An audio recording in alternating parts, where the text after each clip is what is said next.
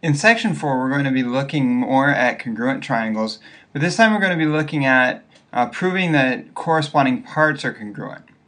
So our basic idea here is first we're going to prove two triangles are congruent. We'll probably have parts that we already know, but it's a different part that we're looking for. So we're going to prove that those two triangles are congruent. If we know that they're congruent, we'll use what's called CPCTC. This is an abbreviation for corresponding parts of congruent triangles are congruent.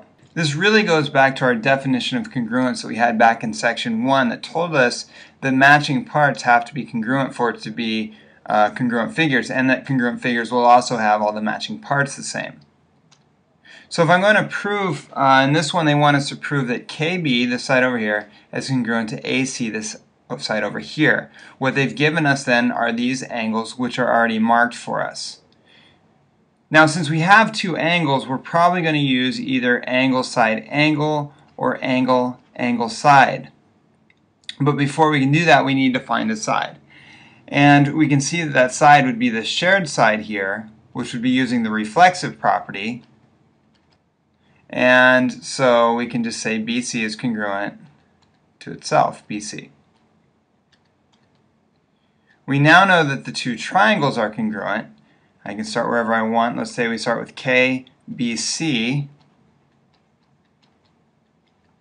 to follow the angle, angle, and side, and the ACB, because again this was angle, angle, side. Now because we know that the triangles are congruent, we know that the corresponding parts of those congruent triangles are also congruent. And the parts that we were looking for were the sides, KB and AC. Those do correspond here. If I look at the name, KB is congruent to AC.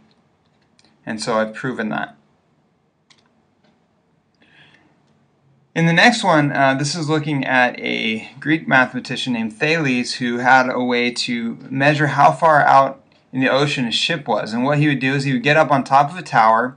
He made sort of a compass by nailing a couple sticks together, and he would get the angle out to that ship, and he would create the same angle over on the other side. So basically we're saying that this angle right here, he's making this angle over here congruent to that.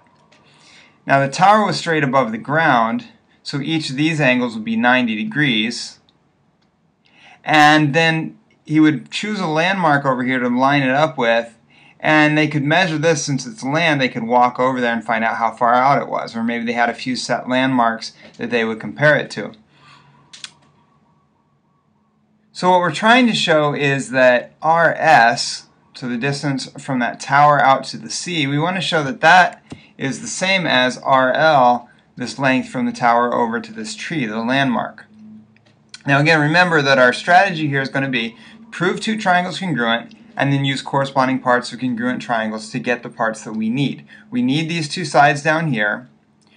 We have a couple of angles, and we also have the tower in common. So these two triangles will be our triangle. So starting out, we're given with those two angles, RTS and RTL, which were the angles that he measured from the top of the tower, and that's given to us. Next we have TR congruent to TR. That's the height of the tower, and so it'll be the same either way. It's reflexive. Next then we look at the right angles. That was given to us, and we know that all right angles are congruent. Now if we look back in our proof, we have here an angle, we have a side, and then we have the other angle. If we look at the order on our picture, that's angle, side, angle. Now using angle, side, angle then, we know the triangles are congruent, and we want to look for the matching parts. We're looking for RS, and we can see from the name that that would be congruent to RL, which is what we were looking for. Corresponding parts, congruent triangles are congruent. But we would abbreviate that CPCTC.